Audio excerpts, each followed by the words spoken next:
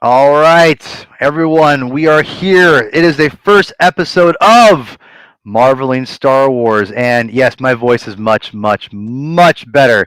It's kind of fun, kind of a somber episode, a little bit, but we're going to try to make it as fun as possible to honor someone who I think deserves honoring. And I'm super excited to kind of talk about a few things today, have a special guest today, and just lots of fun stuff all around to talk about. But yeah, today we are as our first. I call it zero episode because this wasn't really meant to be the first episode, but it is the first episode of Marveling Star Wars, so I call it Marveling Star Wars Episode Zero, and I am joined by my very good friend Scott Rifen.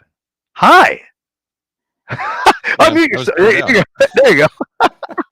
Hey, Hey, how you what do you doing, know? man? All right, Uh, very good. I'm great, wonderful, awesome. Glad to be here. Glad to be doing anything in the evening other than working on this room. So Yeah, it looks amazing though. Your it's hard it's work is paying off. it's coming along. It's just little by little, piece by piece, and eventually it'll be done if supply chains hold up, and they're not Yeah. right now. So, Yeah. Well, first of all, I want people to know that Scott Rife and I are old buddies. It feels like we have. It's like we are old buddies now. It's been a while. We know each other. Yeah. It's weird. Yeah. Like I'm like, oh yeah, we are old buddies. And I think Scott is, despite our differences of opinion on some things, I love Scott. I mean that with all the bottom of my heart. He's a very sweet guy. You couldn't meet a sweeter guy, in my opinion. Love him. I mean that too, Scott. Like you're a great guy, and I'm so glad. Thank you. I'm so glad you're on with me today. So thank you, and I'm hoping to have Scott on a lot of different episodes in the future, especially for Marvel and Star Wars, because we both share a passion for Marvel and Star Wars comic books and Star Wars in general. Despite what we think about current Star Wars or whatever, our differences of opinions on those things. But which we have a ton of differences of opinion. We don't actually. Yeah, we both don't like that one movie, but we're not going to talk about that. Well, I like it more probably than you do, but I don't want to get into it. But anyway, really quick, if you're new to the Comic Binge, just know that this channel exists for a couple different reasons, and one of the reasons is one, I love the medium of comic books. That's why I exist, and the second thing is, and I haven't really hit too much on this, is I'm trying to put out and publish more comic books independently of myself and hopefully other people. So please like, subscribe, comment on the channel. I want to grow the channel, not because of my own selfish ambition of like being a full-time YouTuber. That's not my thing. I want to promote people's art. I want to promote my own art. That's what this channel exists for, and I don't care if I never I work a full-time job and write comics, because that's what I do. I don't care. So everyone, if you could hit like, subscribe, all that stuff, I really appreciate it. If you have already, thank you. We've it's been a great year of learning, a big learning experience of first year of being on YouTube. It'll be a year ago this month that we started. Super exciting. If you're wondering, what have you written? Well, I have written one thing out there. That's we're slowly putting things out. It's 6 pages only, but Space Demons. You can find it on Webtoons. Super fun, I think, and mainly because the artist, my good friend Antonio Mendez, just kills it. The art is incredible, and it makes my story 1,000 times better than anything I could do. So, but it's amazing. Space Demons Webtoon. It's on there. Part 2 is hopefully coming soon. Antonio's hard at work at it. I got a lot of different things on the pipeline, regardless, that I can't wait to talk about and hopefully share at one point. But anyway, all that being said, Scott, again, thank you for coming on. If you're, me and you, we've talked about this idea for a while, and our idea was basically, hey, I want to talk about Star Wars comics. We both love Star Wars. We both love comic books. Let's bring them all together. And at the time, Marvel was pretty much the only. This is last year, only a year ago, right? Was the only one putting out comic books for Star Wars, and then they gave it to IDW. Now Dark Horse is back. It's like, oh my god, I can't keep up. Regardless, for all intents and purposes, this is the one-stop shop for Star Wars comic books as far as us reviewing things. I'm calling it Marvel and Star Wars. If you have issues with because we're covering things that weren't officially put out by Marvel, I'm sorry. But anyway, in the future, we're going to be doing a Boba Fett required reading episode, things like that. A lot of fun stuff. But today, it kind of, with the recent unfortunate passing of Tom Veitch. Again, help me out here, Scott. Am I wrong on this? I think it's Veitch. Veitch. Okay, it's Tom Veitch. Thank you. I tried to get this done before him, and he told me, and I totally forgot. But Tom Veitch the writer for Star Wars Dark Empire, which I'll get to in a second here. But Tom Veitch was a writer of Dark Empire, and oh my gosh, I had the first cover right here, and I really lost it. And he this was I didn't know he passed away. He passed away suddenly, super depressing, and I just felt it was right for us to honor him, Scott, because and as we'll get to in this episode, he did a lot for Star Wars comics or Star Wars in general, I should say, in my opinion. And I'll go throw it to you here. What was your experience with Dark Empire and Tom Veitch, and just kind of in general, just kind of sum it up a little bit. Go ahead. It's funny because as I've been putting this office back together, and you and I were talking about this before we got started. I've just kind of been reliving a lot of things because all of this stuff I've been pulling boxes out. When I packed up my my office a year and a half, 2 years ago, whenever it was, I literally had 49 boxes of Star Wars books. Wow. That I had to put into storage. And I would say about 40 of them are out of storage at this point. But one of the things I remembered was that I remember going when I was in college, going into one of the comic shops in Tallahassee that I would hit. And it was this old place. It was an old grocery store that was converted into a comic shop. That's awesome. And and I'm flipping through this Marvel Age Previews magazine. Here's what's coming up in 1990. And And I remember, yeah. It's got, wait a minute, there's a Star Wars comic coming up. Holy cow! We call it the dark times now. And although you know what's interesting, I started doing a little research when we talked about doing this tonight, and I realized the dark times, we look back on them as being pretty dark. They weren't quite as dark as we thought they were. Marvel, gave up that license in 86. So Marvel crazy to me. Shuts it down in 86. And then the Blackthorn 3D comic series starts at the end of 87 and runs into 88. Mm-hmm. And then in 90 is the announcement in a Marvel, magazine, comic magazine. Mm-hmm. And then it actually winds up on Dark Horse in December of 91. So there's actually only 1 year on the calendar. 89 is the only year that something Star Wars didn't get published in a comic. Think about that for a second. That's crazy to me. Yeah. That's crazy. You look back on it, you don't think that there was that much product, but there's a little bit more than we thought. But anyway, I remembered seeing that and going, this is going to be great. And then never saw anything else again, and kept checking and checking. And, you buy previews every month and nothing in there. But then, of course, in previews one month, I found Heir to the Empire. We'll get to that in a second. Keep going. That's a whole different thing. Yeah. And so once that blew up, then all of a sudden, I think they were all too eager to put Dark Empire out. I'm assuming this is a thing that Marvel had.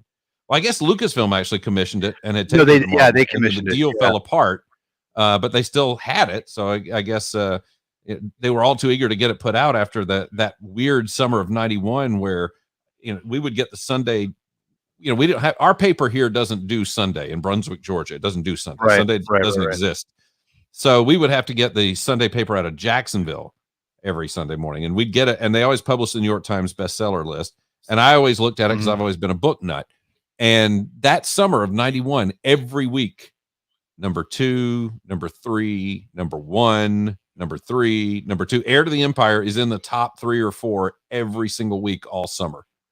It just amazing. And so, by that fall, there is Dark Empire on the stands. And I loved it at the time. The look, I have some different perspective on the look of it now than then, but at the time it was so fresh. And it really, and I realize now, it looked a lot like the cinema of today, or of that day. That 90s, they had a lot of that fluorescent and the washed out, and the it's almost like a David Fincher made a Star Wars miniseries. But yes. Oh, that's a great dude. That's a good comparison, honestly. But you got that look. But and I remember just eating it up. And we ate up everything that came out at that point because we were so starved for Star Wars content. And you go back a few years later and you go, well, maybe this wasn't as good. And then I go back this time around and I go, no, this is pretty solid stuff. So that's kind of the experience. Yeah, so for me, I want people to know that I have a very, very special place for this series in my heart. And for those who don't know, or maybe or just tuning in for the first time, I am a giant comic book fan. That's very obvious. Now, there's a big reason for that is when I was a kid, I loved the visuals of comic books. That's why I'm drawn to it. No pun intended. Yeah, I was gonna say. Yeah, yeah. And the thing is, with comic books, I was getting the best of both worlds. Obviously, comic books even now today are like, well, novels and prose, and I get it, but I really did help me read and help me get into reading was through comic books.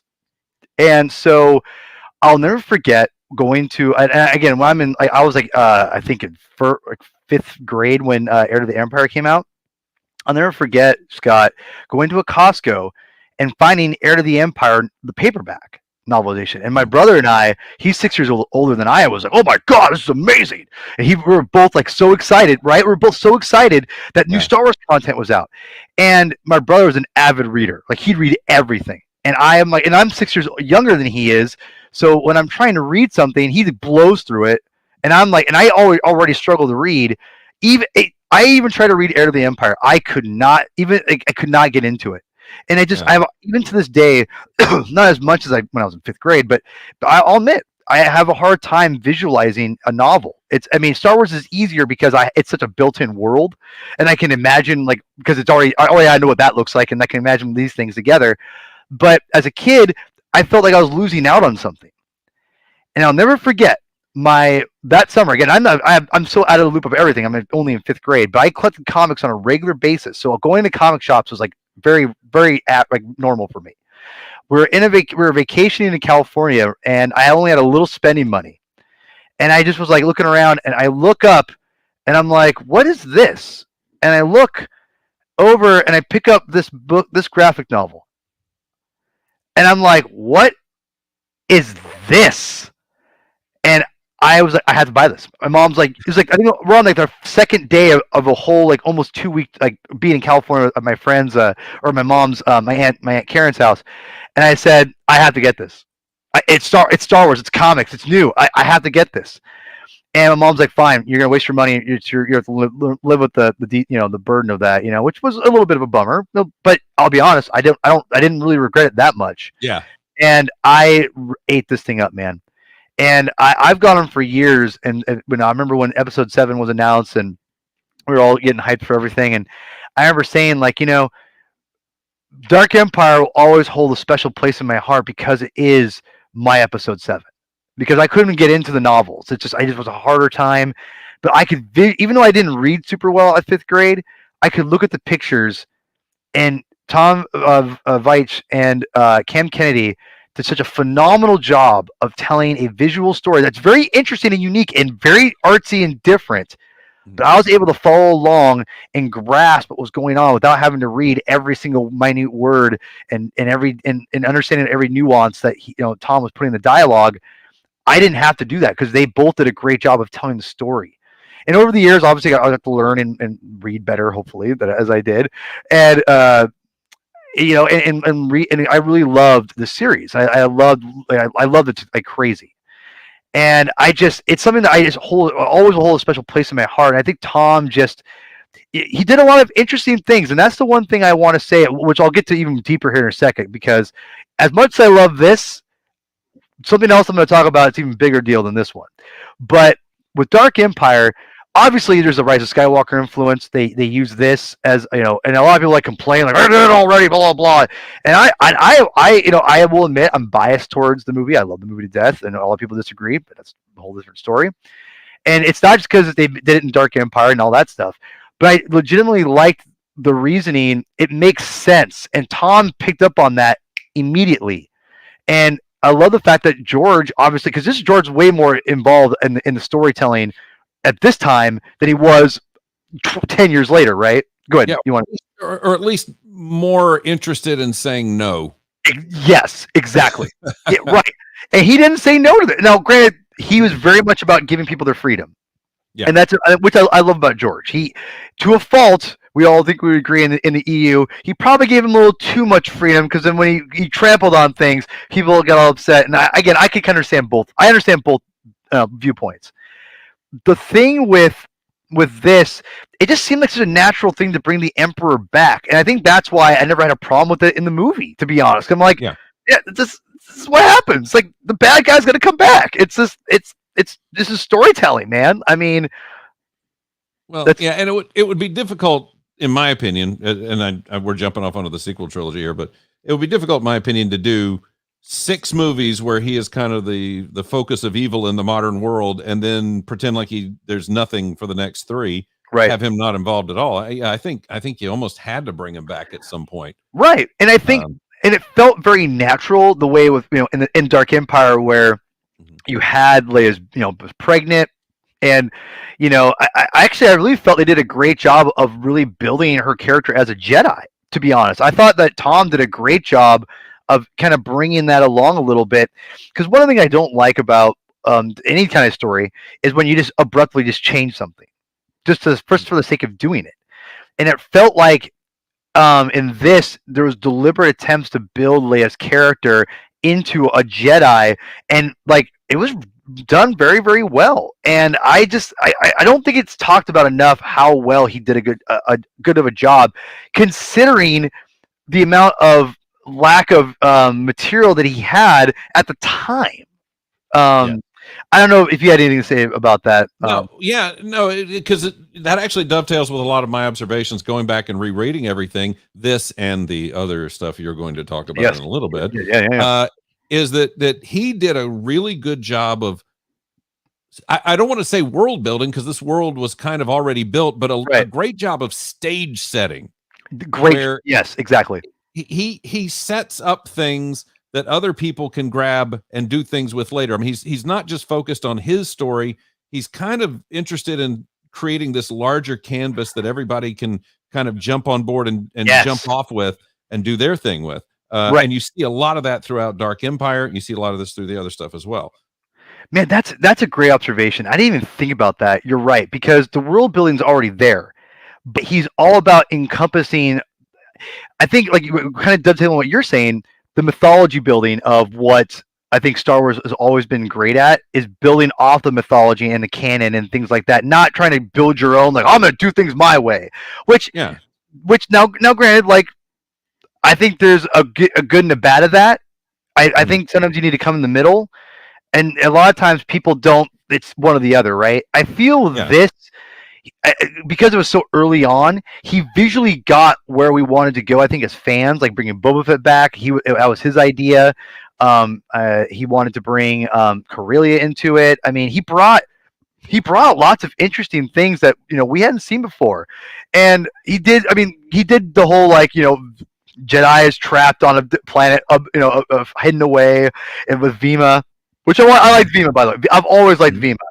And I like the fact that she gave Leia a lightsaber. There's just really cool things that I think that he borrowed from these older mythologies that Star Wars is so great at emulating and making new on this rich canvas that George Lucas has built, that Tom and Cam were able to, I think, build off together a really gritty Star Wars. And I think that's what I like about the series so much, is that it feels gritty. It doesn't feel pristine. And that, obviously the coloring and all that stuff is a part of it. Yep. But I also think the story itself is very gritty, and it just emulates the coloring. Everything is very much in sync with each other, which I can't say for almost a lot of mediums of Star Wars. It seems in any era, it's not always like that. And even though you may not love the style that everything is in, you got to give it credit for it. It holds true to itself. And I love the fact that you bring up the idea of that it's not. It's enlarging so many different things already built upon it, and that's I feel it's a lost art in Star Wars a little bit, to be honest. It kind of adheres to one of the basic rules of improv, and it's one of the things, again, that I think a lot of the creators working on Star Wars don't do right now. And I think maybe the High Republic guys get it because they're all together and they're talking and they're interacting and everything. But a lot of improv is always, make the other guy look better. Don't. It's not just you trying to look good. but it's you trying to make your partner look good too. And I think he does a lot of setting up to make other people look good. He's not just, I'm telling my story and to hell with you guys. He's leaving a lot of things out there for people to be able to pick up and run with. One of the things that he does in here is he sets up Leia, who really throughout the EU has this conflict of, am I a mother? Am I a politician? Or am I a Jedi? Right. And sometimes I don't think I can do all of them, which I think all of us who are parents understand that, do I have a career? Am I a parent? Am I? And, it's a real big conflict they set up with her. They put it out there. They don't really address it really in a big way there. They just kind of say, hey, this is here. And now if somebody else wants to pick it up and run with it, they can. Oh, and by the way, we're going to throw this out there. We're going to, Boba Fett's out there now. He's not in the Sarlacc anymore. Here's what we've got.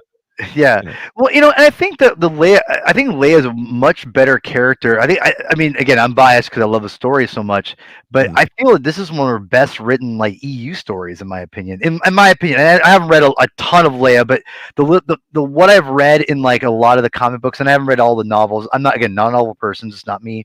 Nothing against them, but I prefer comics, obviously. But in the comics I've read, it just always feels like it's just tired old like Firecracker Leia. This is a different Leia. This is a more, I don't want to say mature Leia, but it feels like she's progressed, at least as a character.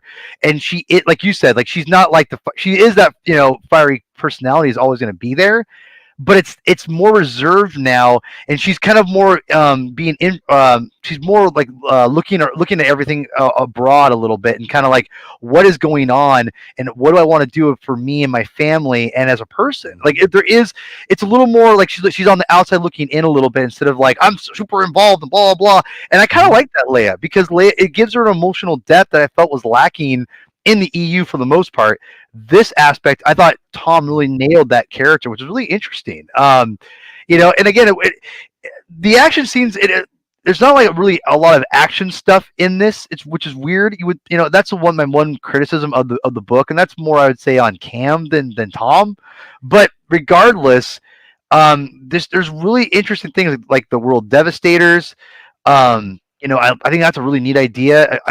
I'd still wish they would have done that in the Rise of Skywalker, instead of having these Star Destroyers running around. Why just go full blown Dark Empire at that point? Get these really gnarly looking ships and being like, hey, these things can destroy a planet. Like what's up? Yeah, and the thing with Leia too, as you mentioned, is she's a little less likely to go running in. She was a bit of a hothead in the OT. Oh, absolutely. She would get angry at people and snap and a little imperious because she's a princess. And here there are times when she says, we don't need to do this. And particularly in the first Dark Empire, where she's, Luke, you don't need to do this. You shouldn't be doing this. You need to back off. And he's going, no, I got a plan. I can do this. Normally, I think the OT Leia would have embraced the plan and said, okay, yeah, you got a plan, go for it. And now she's a little more, because she's got 2 kids. She's got another one on the way. And she's got those considerations. She's got a new government that they're trying to institute as they fight the Empire still, and she's got those considerations. One of the things, I'm going to get heavy for a second if I can. Do it.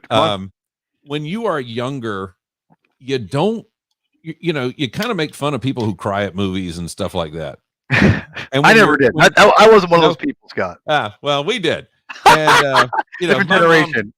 My mom would watch a Kleenex commercial, Polaroid commercial, and start crying. What are you doing, Mom? You're crying at a Polaroid commercial. And but what I think happens is, as an adult, you begin to develop the sense of what loss is. Yeah. And 100%. most kids don't understand loss. And they should, hopefully not. But you know exactly. Yeah, right. Exactly. But when you have things you can lose that it would kill you to lose. And again, it goes back to parenting and that kind of thing. If anything happened to your kids, you're devastated. Oh, God. And you think about that and you worry about that, and it becomes part of you, that worry. So when you get older, loss becomes a real thing for you. And I think that's what makes adults more likely to cry at movies and that kind of thing, because we understand that now. We have that real fear. God damn, man. You're killing it. You're killing it tonight, man. Damn. I love comic books, man. We're getting deep on comics. I love it. But this is what I think. This is the Leia that I see in this. Is she's got the 2 kids, she's got the Republic, she's got things she can lose now. Absolutely. And she doesn't want to lose these things, and she's got to find. And this is not Jedi attachment stuff. This is real life. This is real life. This is real adulthood. And but as far as going back and you want to talk about using the world devastators and that kind of thing in the sequel trilogy, I'll say this. I think there are a number of battle scenes and action sequences in this. What there's not is a big chase, which Star Wars always has a chase. That's a good point. Yeah, there's always a chase. There's no chase in this, but there are space battles galore. One of the things, the little frustrations of some of the action sequences that get me is, for example, at the beginning, they tell you in a couple of paragraphs, by the way, they just crashed a Star Destroyer. Yeah, that was weird. Yeah, that was. Could you show me that, please? Yeah, with Cam. I mean, Cam is like a brilliant artist. What the hell, right? Yeah. I want to see that. Right? Episode 3, we got it right when we got Grievous's ship crashing on Coruscant. Let's see that. Yeah, let's see the Star Destroyer crash instead of going, oh, by the way, Star Destroyer crash. Now let's tell you this. Wait.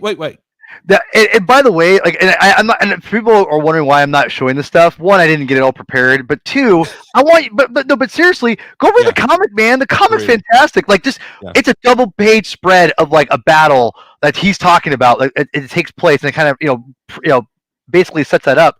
It's incredible. And the art, like if the art coloring does, you don't love it, it is jarring.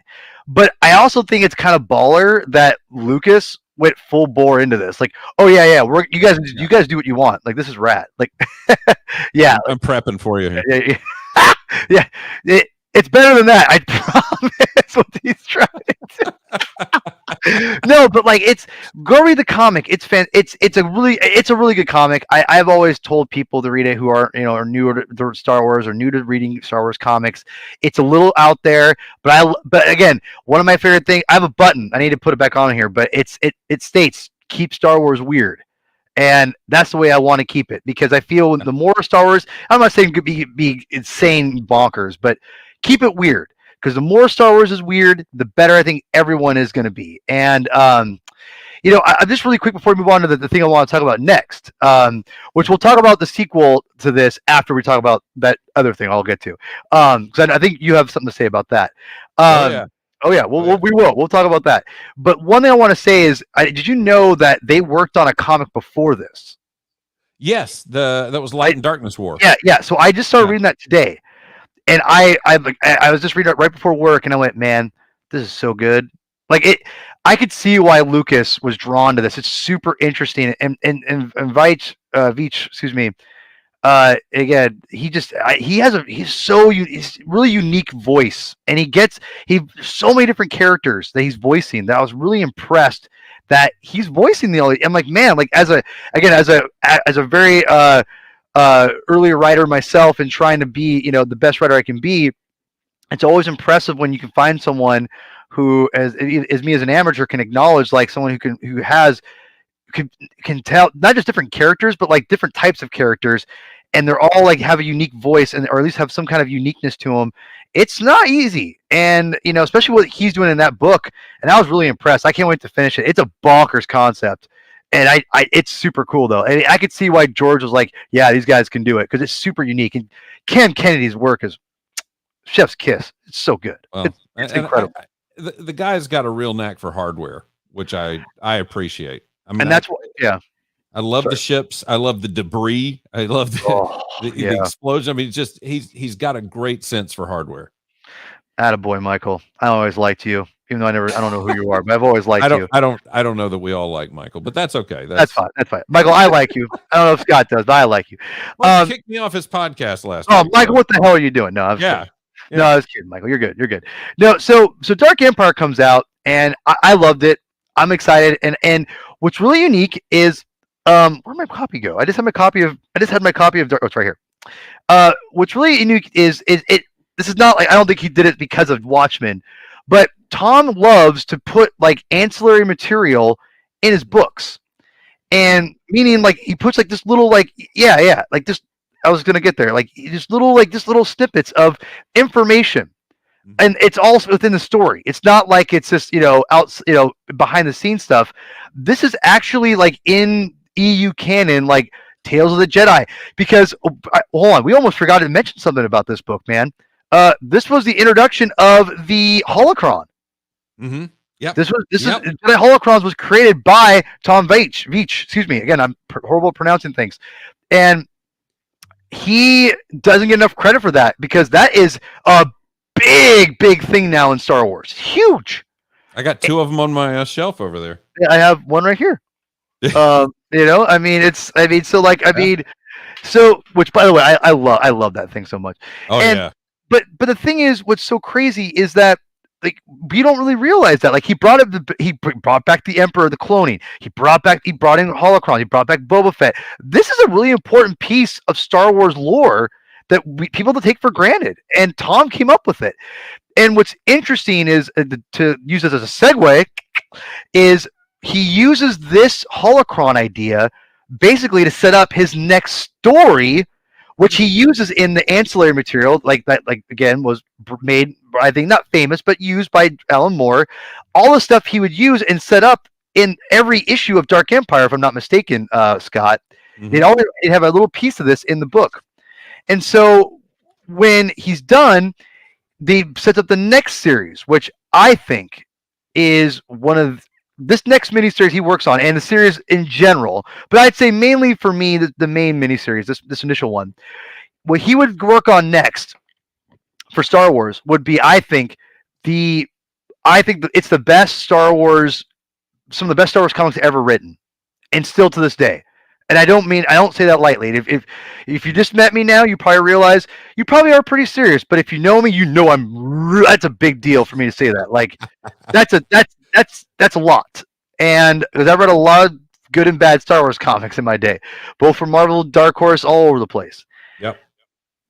Tales of the Jedi is, in my opinion, this initial miniseries of the first 5 issues is one of the best Star Wars stories ever told. And what's interesting is that the first 2 issues are about, it's just one story, and the next 3 issues is another story. So it's like almost an anthology, but not really.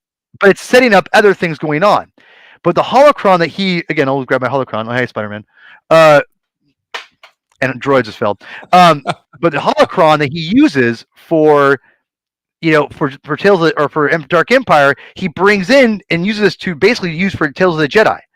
Mm-hmm. And it's such a great, honestly a great segue to his books, because it now leads you, he can go all over the place, and he uses this even in the Tales of the Jedi. Oh, hey, like they use this for, learn about things and all that stuff. It's a great tool, right? Yep. And as a kid, man, I can't tell you, I didn't have the whole series growing up as a kid. I had this issue and I had issue 3. But I read, I'll show you issue 3 here in a second. I had this issue and issue 3. I want to keep it on this issue for a while because I think it's one of the best Star Wars covers of all time. It's gorgeous. It is gorgeous. This is issue 3, which this is single-handedly one of my favorite Star Wars comics ever. Well, ever. And that's a great image to me. If you know the story, that's a great image. I got some. Yeah, go ahead. I was gonna say, what you got on here too is you've got Dave Dorman, who's really, really good at filling up a frame with stuff. And in this one, you just have Nomi Sunrider, Baby Vima, her husband, and nothing else. Beautiful. The lightsaber and nothing. And again, that's not Dave Dorman. I mean, he fills up a frame. But in this particular situation, it's that aloneness and that emptiness that she has at that moment that is just, it's devastating to her, and it shows in that illustration. That the restraint that he shows in that is amazing. No, and we'll get to this in a quick second, because this is an important comic in my opinion. I really do. But back to this initial, reading this, I was so excited because we hadn't seen, this is the first time we've ever seen anything outside of the Skywalker saga at that time in the original trilogy for Jedi. Anything. This is the first anything. Mm-hmm. And if, again, I'm not going to spoil I'm going to try to spoil as least amount of this as possible, people, but I want you guys to know that if you're like kind of on the fence about reading Star Wars comics or learning about Jedi, it doesn't matter if it's canon, not canon, I don't give a crap. This is essential reading for any Star Wars fan. If you think you like Star Wars, you haven't read Tales of the Jedi, homie, get on this shit right now because this is good stuff. Now, the stuff after this is hit and miss, in my opinion. I will say it. We'll get to that in a second. But this initial miniseries, I think, captures the essence of what we all thought the Jedi were to be from the original trilogy specifically. And Tom really captures, I think, the essence of what I always thought the Jedi were to be. They weren't like superheroes like George kind of introduces them. Not superheroes is not the right word, but you know what I'm saying. Like there's like that kind of that honest that George brought in this in the prequel trilogy, which I think is good, but I wasn't expecting that. I think what Tom does here, he gives them more of like, they're not police, but they're like adventurers / they're gonna do right. They're not vigilantes either. Like they're do-gooders almost. It's weird. But there is that sense of like, go ahead. Yeah. Go ahead.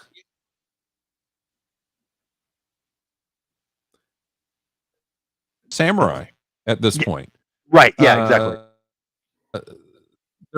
They're kind of they're wandering, or they live in or near a village, and they're kind of the guy who is the one who provides justice in that area, whatever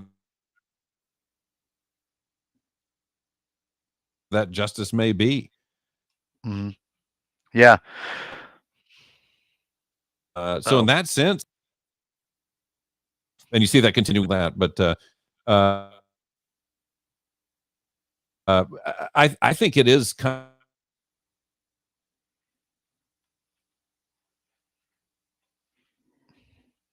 of in that sense a lot of what George Lucas had in mind, or at least it's inspired by the same thing. Yeah, you know, I think you're exactly right. You know, I think that yeah. Uh-oh. I think we got your son. You're lagging. Hi, Garrison. I know your name. Just so you know that I do know your name because I could never forget a name like Garrison. That's a great name, by the way. And also, I saw you when I first met you. We're in an Oklahoma City Thunder shirt. Sorry. That's right. Negatory. That's right. Negatory on me, homie. I love you, bro. No, you get no points from me. Yes. Hi. You liked one of my tweets, by the way. I know. I was like, "Hey, that's Scott's kid. I know that guy. I like this guy." All right. Anyway, I think it was a Star Wars thing too. But sorry, anyway, am I back to live now? Am I okay? A little bit? It's a little better now. Yeah, it's okay. Coming back in and out. Yeah, we'll figure it out. No, stop it! Don't wear that Oklahoma City crap. Yeah, well, that might be the case. While Scott kind of figures out his internet stuff, he can still hear me, I know. So, but anyway, Tales of the Jedi, like I think I did catch a little bit what you said.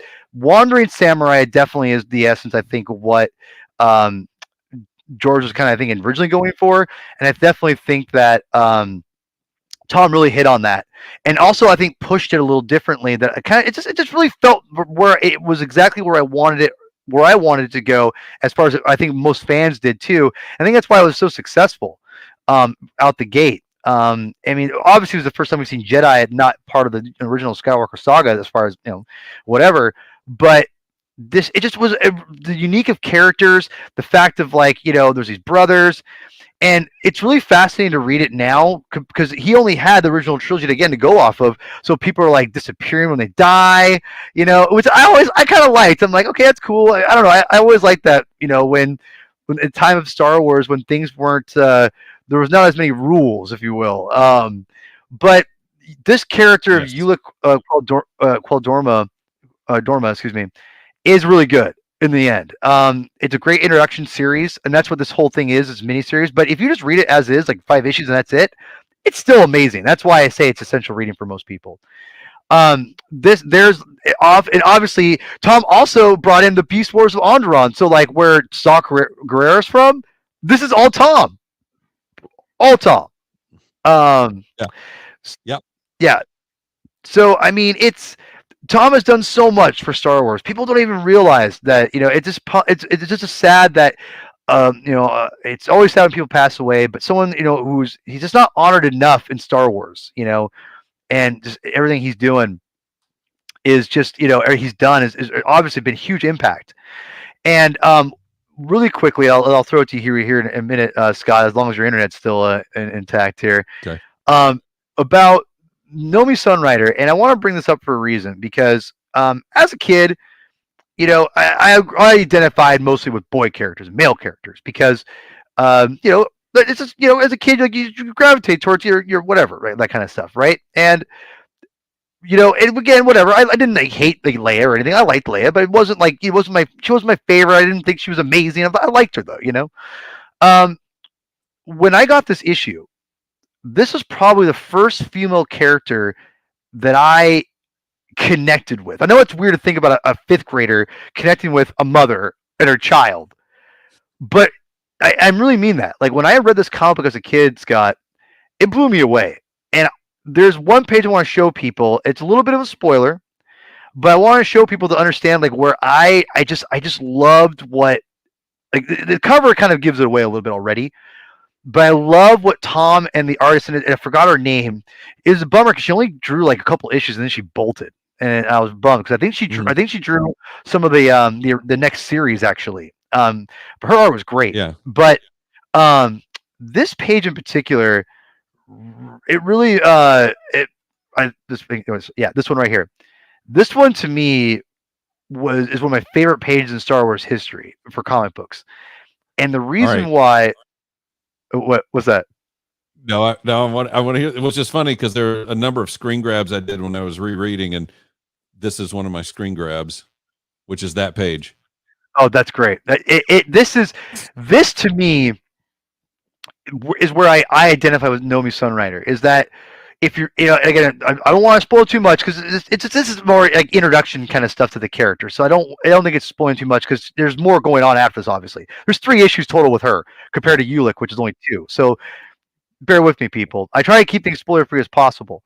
But this page right here, right after her husband dies, the whole time you read the first couple issues, Tom does a great job of setting up the fact that she's like, I don't want to say like I'm the lowly wife. It's not like that, but she's just a little skittish, she's got a baby, and he's going to be a Jedi and he's going to protect me. And just, there's that whole essence of like, she's not the main character. You can tell she doesn't feel it, and you don't assume she is. And then when her husband dies, she picks up this lightsaber.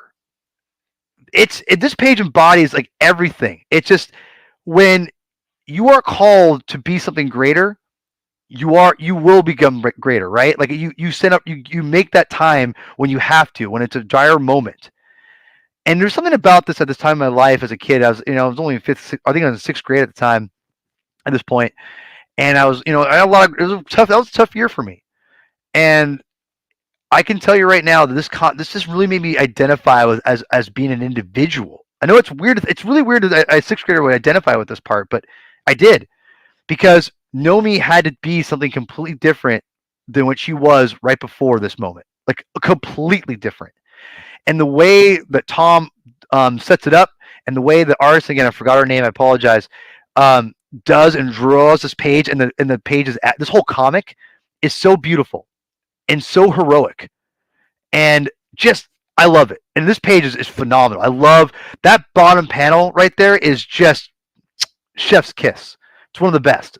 And I think this, I can't say enough. So Nomi Sunrider will always be one of my favorite Star Wars characters. I love the character. I wish they'd make her canon. I hope they do. I think it's possible. But yeah, this whole series, especially these last 3 issues, I thought are just so well done and so well written. And people talk about, strong female Star Wars characters, which, again, I love Rey. I'm a Rey fan. I like a lot of the new female characters they've introduced. But I want people to know, like, Star Wars did have awesome female characters besides Leia in the EU, and this is one of them. Nomi Sunrider is a phenomenal character. Yeah. I love her. So if you haven't read this, Tom Veitch, excuse me, again, I'm not trying to be funny. I'm terrible with names. Thank you so much for writing this character and creating this character. I love her. I know you're out there somewhere hearing this. Your works are not lost, and you have impacted a young man at the time, And I love your comics, but I love this character and this issue in particular. So thank you, Tom, wherever you are. Scott, what did you want to say about this comic? And hopefully your internet's working better now. Is it? You tell me. It's a little better. Just go. A little bit better. Okay, I'm going to go for it. Janine Johnston, by the way, is the name of the artist. Thank you, sir. Janine Johnston. Yeah. And what's interesting to me is when you first read this, one of the things that I got tired of with Dark Horse Star Wars was the typical adventure seemed to be, we're going to go to a planet. It's run by this ruler who's kind of a king, and then he has a child who is a bit of a rebel, and then somebody that you think was a good guy turns out not to have been a good guy. And it was just the same template over and over and over again. And the weird thing is, this is the template. Like the first 2 issues of this are the template. And here it's fresh. Even knowing what the template is in retrospect, you go back and it's fresh when it comes through this time. Absolutely. Mm-hmm. But it really, you look at this storytelling, and this is the style of Dark Horse Star Wars storytelling that really continued into even the Clone Wars comics that they did later.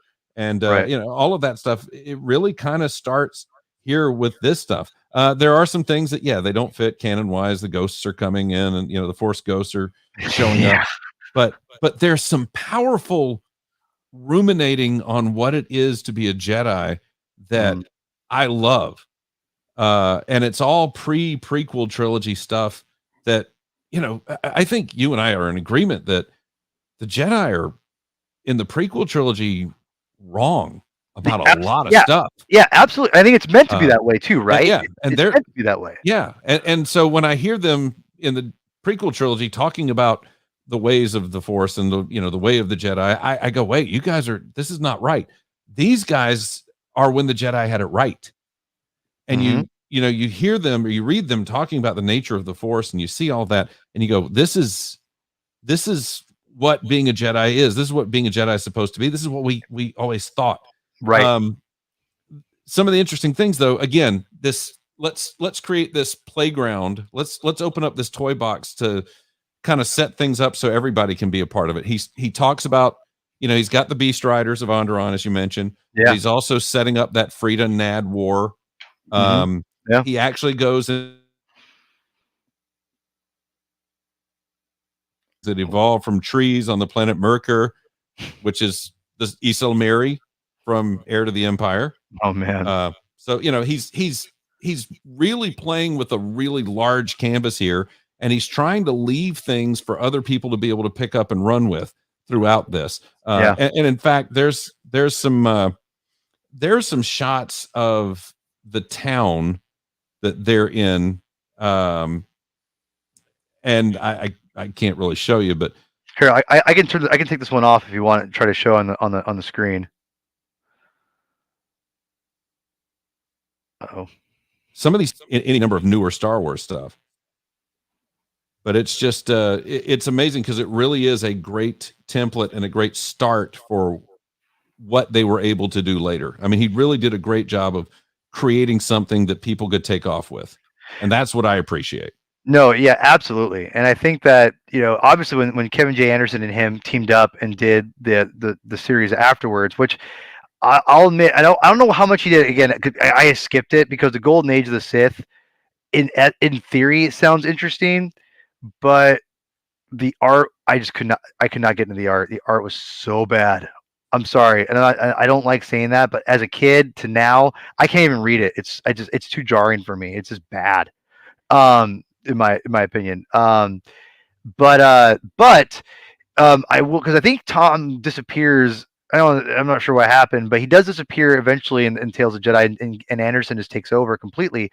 But I will say, even though I'd say I don't love all the Tales of the Jedi stuff afterwards, it's mostly good. There's a couple Golden Age of the Sith. No, it's not great. But I would say the follow-up series, the Dark Lords of the Sith, is actually a pretty good series. Even though the art isn't always great, I do like the series overall.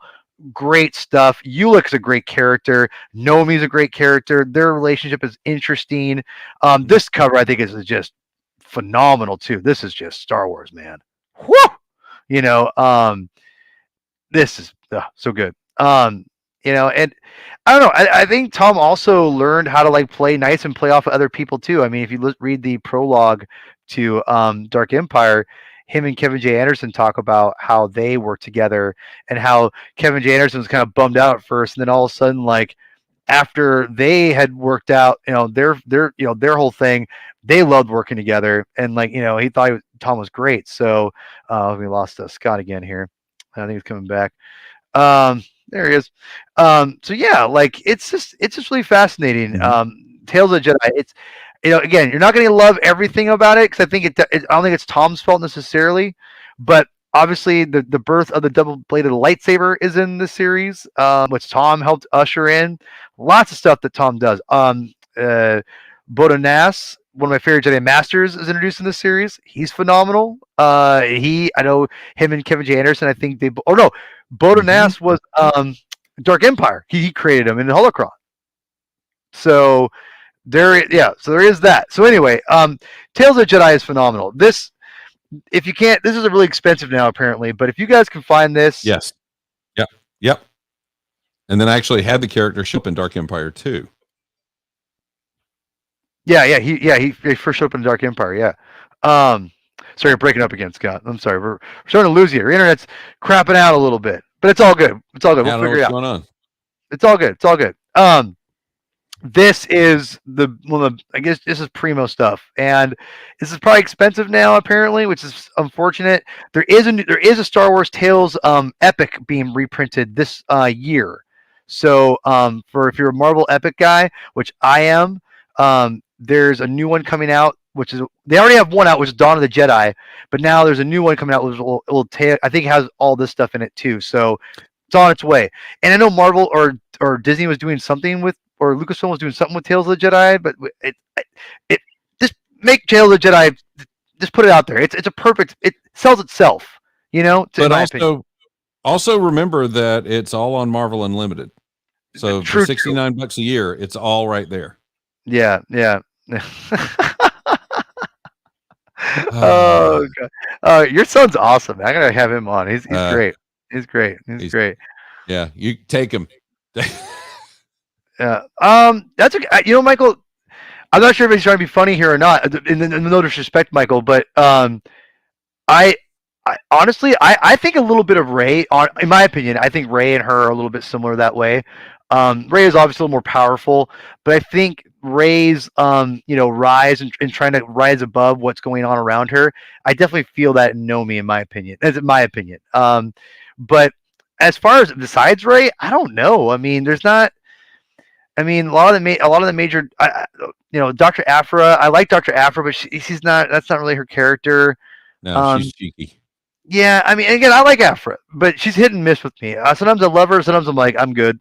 It's just, but that's not really the character. That's the writer, to be honest. So, but again, I digress. So yeah, I don't know. I'd say, I'm trying to think of character traits like her. As far as Jedi, there's not a lot besides Rey, I'd say. I think Rey is probably the closest thing we get to it, which again, I love Rey. So, but it's unfortunate. But there is some cool characters in High Republic, in my opinion. Avon Chris, I think, is a great character, but she's not really like Nomi. I think Nomi's a much deeper character, to be honest, at this point. Anyway, before we're running along, do you want to talk about Dark Empire for a quick second? I know that's kind of, or Dark Empire 2, I should say. Dark Empire 2 is slower tempo, but it's it's still got a lot of great storytelling. It again picks up on a lot of these threads that were out there. I do like when they bring back, and I don't, this is, I guess, maybe a tad spoilery. Dark Empire, try to do your best, but if you can't, it's whatever. I'm not gonna, do your best. They bring back the Jedi Master Bodo Voss. Yeah, Bodo Voss. Yeah, Bodo Voss. Yeah. From the Holocron, he shows up alive.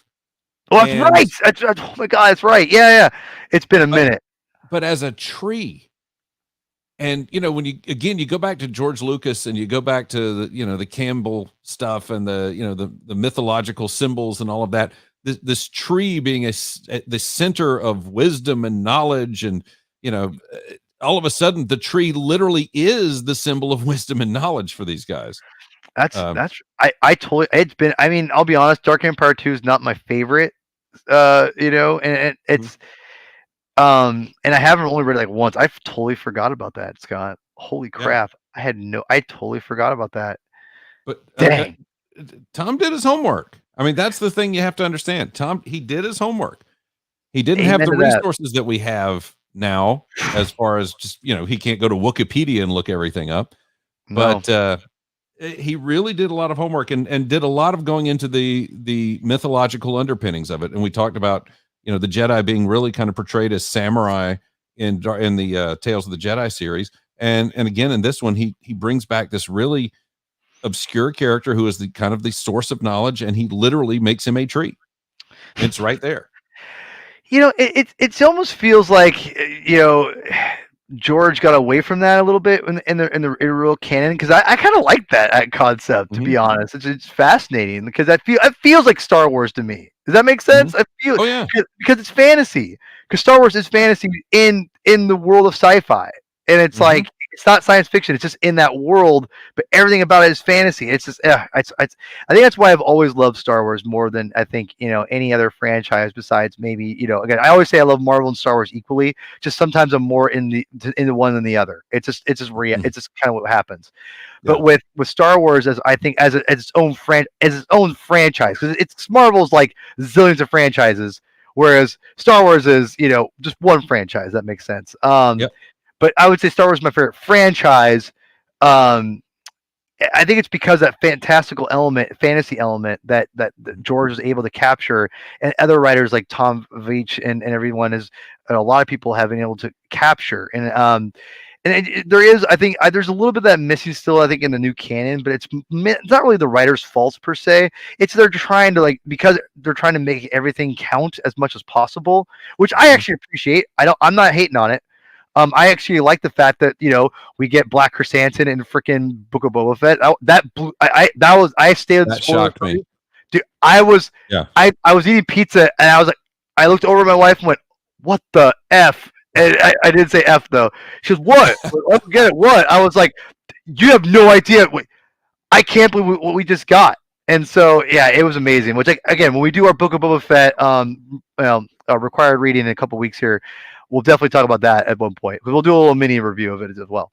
But anyway, this is great. I know Empire's End. I didn't really like that either. That was not. I felt like they were just trying to squeeze as much out of the story as possible. Yeah. But it felt less like, "Hey, I'm inspired to write a story," and more like, "Hey, can you give me a story?" Yeah, hey, can you just fill in 2 issues? You get any more of that Dark Empire magic left? Yeah. That's what it feels. Yeah, exactly. So, so I guess, kind of wrapping up here. Is there any other comics that I'm forgetting that he did for Star Wars besides these? I'm sure I'm missing a few others, but I can't remember. No, I mean, you hit everything I went through to prep for this thing. Yeah, The big takeaway that I would have for people is check out Dark Empire. You'll be amazed at what you see in there that you wind up seeing in the sequel trilogy, and not just Rise of Skywalker. I mean, there literally is, at one point, one of the characters in Dark Empire says that we are going to be the spark that lights the fire. And, that got so driven into the ground in Last Jedi, and you go, whoa, where'd that come from? It came from here. Well, I didn't even realize that. Wow. Yes. Luke force projects himself. Yeah, that's from. That's a good point. I didn't think about that. You're right.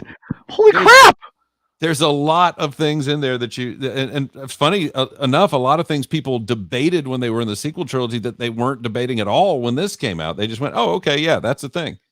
But I would say read Dark Empire and take the time and be open-minded about it, and read those initial 5 issues of Tales of the Jedi. You want to go further, that's great. Yes. But read those initial 5 issues. It's so worth it. Yeah, because I didn't know how much you like Tales of the Jedi, Scott. Oh, so I love it. Oh, see, the fact you love it makes me go, okay, this is why we're so much alike. I love that about you because I'm like, because people, I literally had no idea that he would love this as much as as I thought he did. I was like, oh, just have me on I want to get you on the show because you're my buddy and we like comics and I know you like Dark Empire. So, but I actually makes Oh you yeah. stoked that you love Tales of the Jedi. That is something that I think is. They just recently did the Tales of the Galaxy's Edge video game series. I'm not sure if you're aware of that at all, but like the Tales idea is such a great branding for Star Wars that Tales of the Jedi to me is like just printing money. Like not because I love the comics, yes, but I mean. Mhm. I think because of the branding alone, it's such a strong brand title, and it's so broad that you could literally do it at any medium, at any time, at any place. Doesn't matter, right? That's how I feel anyway. So, which I'm sure you probably feel somewhat similar. So, I don't want to put words in your mouth, sir, but Well, yeah, no, but the thing about it is, and I think you mentioned this earlier with the Tales of the Jedi, that 5-issue miniseries, it was really our first look at something that wasn't Mhm. of the Skywalker saga. I mean, even the solo novels by Brian Daley were not part of the Skywalker saga per se, but it Right. had the characters, the ships, it had things that were familiar, and this kind of took it away from the familiar and said, "Hey, this is still in the same universe, totally different time." Exactly. And not and what's crazy is it's way, way, way back in time, Mhm. and how the artists and these are kudos to the artists because I think one of the hardest things to do in Star Wars, and we'll wrap up here in a second, people. But this is no BS, and I feel sorry for the comic artists a lot, specifically in Star Wars, because think about this, and I'm curious what your take on this, Scott. The artist for comic book writer for artists like for Star Wars, how much leg room or leg work and like time do they get to brainstorm and develop these things? Yeah, I don't think they get any more time than on anything else. And, Exactly. and they've So got to design things. Yeah. they have to be like, it's not Yeah. like again, and it's not it's disrespectful to people who are at ILM and or Lucasfilm art team and things like that. But those people can develop their ideas. They're paid to like over time and like develop things. Comic book artists don't get that luxury.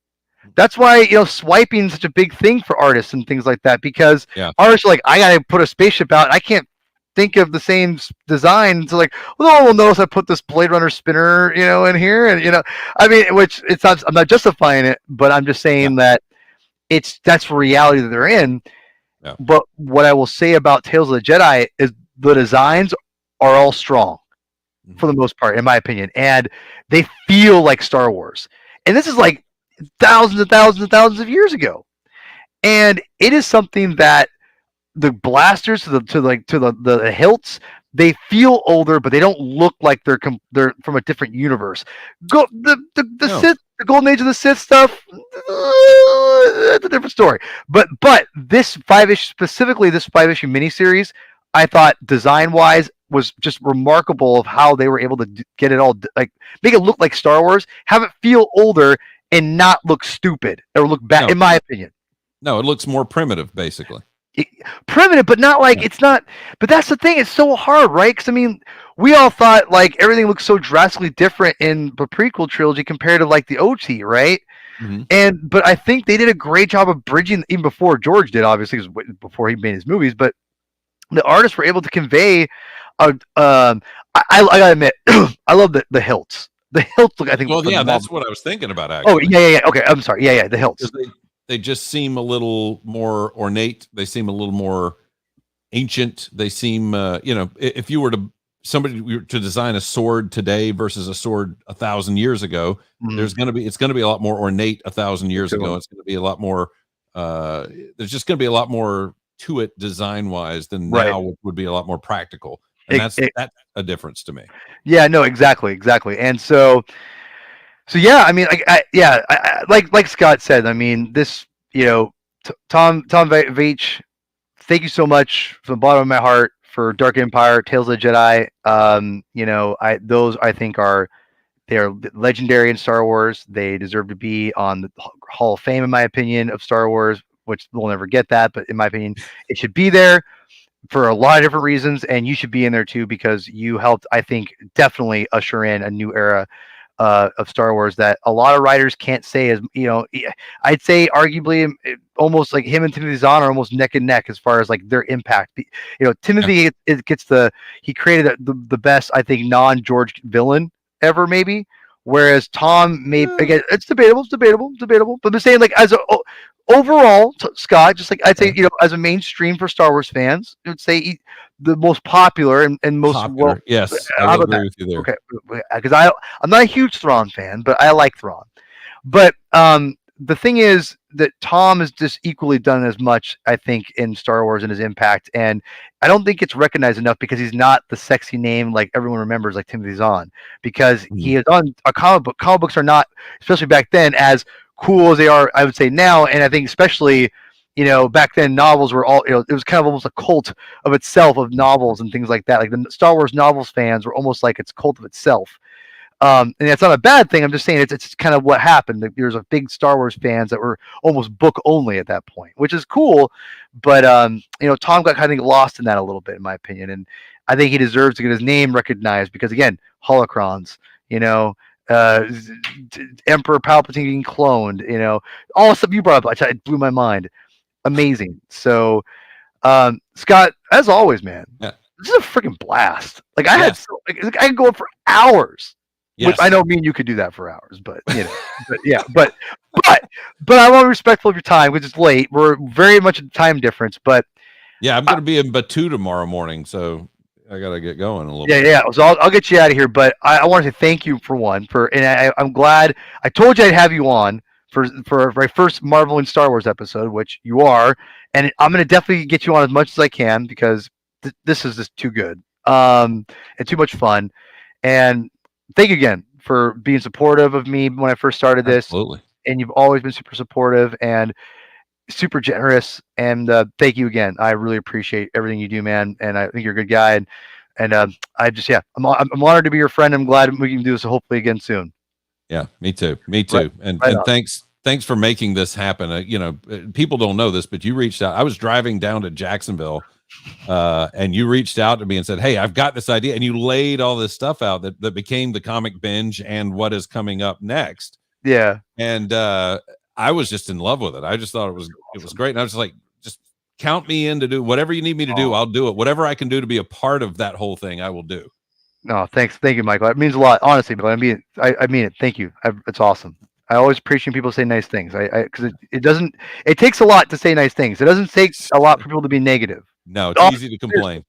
Yeah, it's way easier to complain because it's you have to actually go out of your way to say be nice, and I mean that it's really cool. So, Scott, where can people find you? I know you're a big radio personality, all that stuff. Do it, hit it up. I'm a less big radio personality now, but oh, hey, no.